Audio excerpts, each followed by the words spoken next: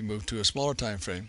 Yes, that would be a little bit easier to trade on this 1 hour time frame. And there are 5 alarm trades in here, as we've talked about before. Number 4 is don't look at the smaller time frames. Let me show you why you may want to move away from the smaller time frames.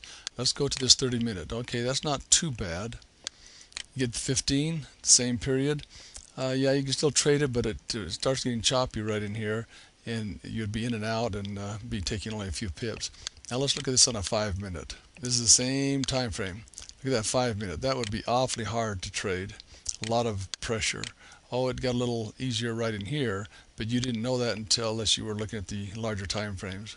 So back to the 4-hour time frame, that is the major trend, and maybe the 30-minute and the 1 hour would be about as small as you want to go. You could trade this very successfully on the 1 hour.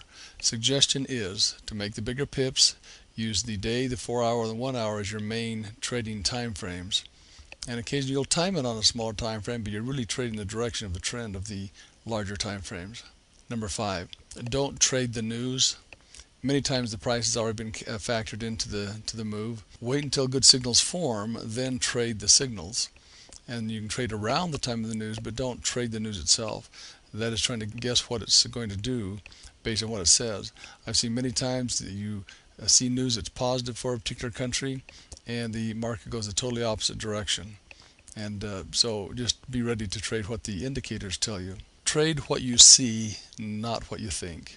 Learn to read the market. Don't overthink things. This can be one of the biggest problems for many traders, where they overthink. Instead of saying, okay, there's a 5-alarm trade, enter. Or there's a 3-alarm trade, better stay out.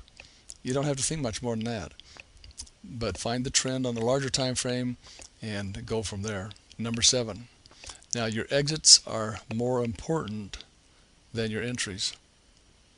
An exit comes about with good money management.